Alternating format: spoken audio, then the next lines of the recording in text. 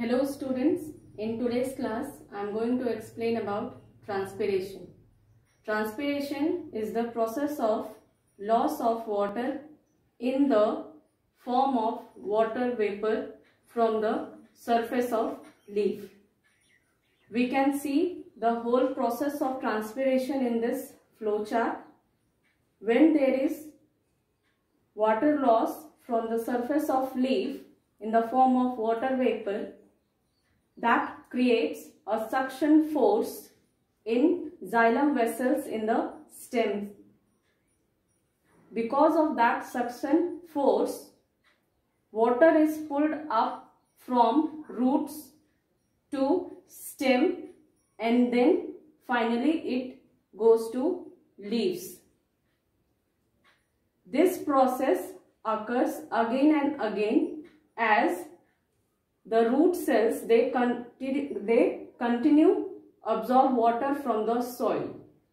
So this transpiration, it helps in maintaining the water content in plant cells. Now we will see about the factors which affects the rate of transpiration. First one, sunlight. Second, temperature. Third, wind. Fourth, humidity. First one we will see, that is sunlight.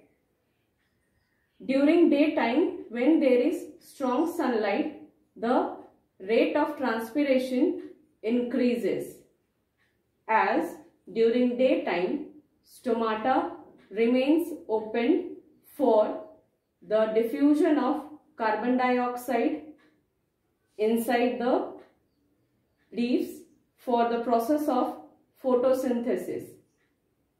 So during the sunlight, the rate of transpiration increases, and during night time, because of the absence of sunlight, rate of transpiration decreases. Now the second point, temperature. Higher the temperature, higher the rate of transpiration. Means water will be evaporated in the form of water vapor in higher rate. Third one, wind.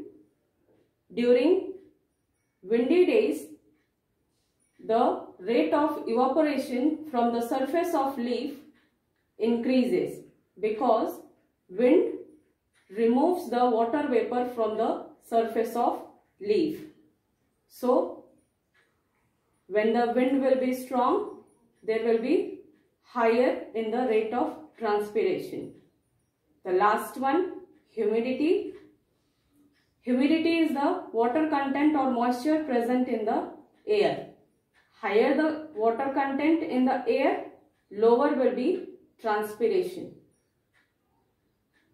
Now the last topic of this chapter, nutrients, means the nutrient elements or minerals required by the plants to complete their life cycle. That nutrients are of two types, macronutrients and micronutrients. Macronutrients are the nutrients which are required by the plant in larger amount. Example, nitrogen, phosphorus and potassium. Now the second one, micronutrients. Micro means small, means these nutrients are required by the plant in smaller quantity. Example, iron, manganese and zinc. Now today's homework, explain the process of transpiration with the help of an activity. Question number 2. What are macronutrients and micronutrients in plants? Throw light on their importance. Thank you.